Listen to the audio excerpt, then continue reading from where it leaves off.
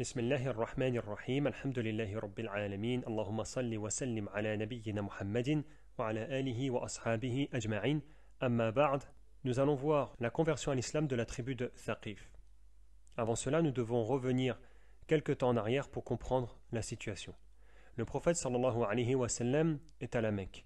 Cela fait 10 ans qu'il prêche à l'islam. Cela fait 10 ans qu'il a été désigné prophète, qu'il a été choisi de la part d'Allah subhanahu wa ta'ala pour transmettre son message.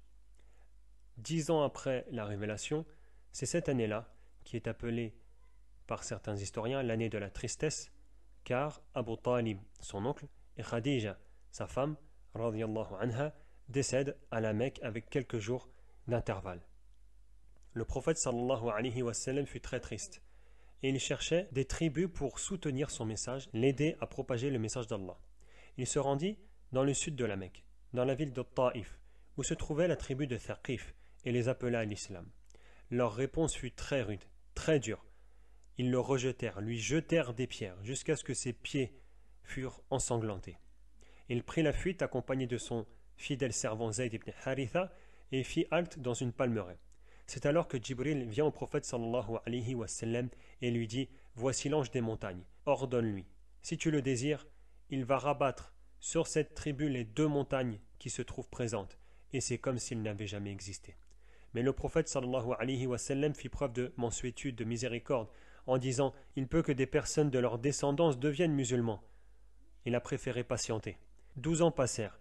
En l'an 8 de l'Hégire, le messager d'Allah a conquis la Mecque, comme nous l'avons présenté précédemment. Le messager d'Allah combattit peu de temps après la conquête de la Mecque la tribu de Hawazin lors de la bataille de Hunayn pendant le mois de Shawwal, puis ensuite assiégea la ville de Taïf, toujours pendant le mois de Shawwal de l'an 8.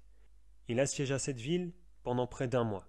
Les habitants fermèrent les portes de la ville. Le combat se faisait à distance avec les arcs et les flèches, et plusieurs compagnons furent blessés.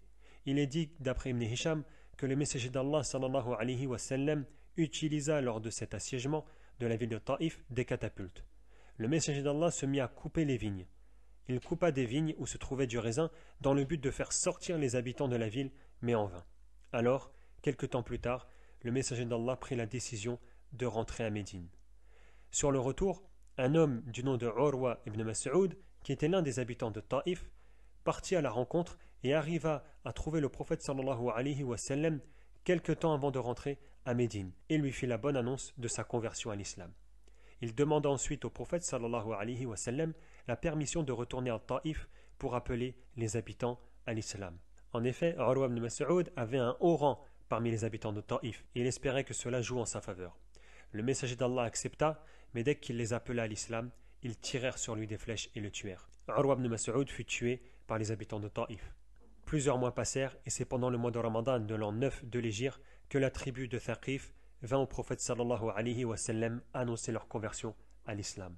13 ans après que le prophète sallallahu alayhi wa sallam les ait appelés à l'islam et qu'il les refusait de la plus dure des manières, ils se présentèrent au prophète à Médine musulman. C'est également pendant ce mois de Ramadan de l'an 9 de l'Hégire qu'une lettre fut envoyée par les rois de Himyar pour leur annoncer également leur soumission à l'islam, leur soumission à Allah subhanahu wa ta'ala.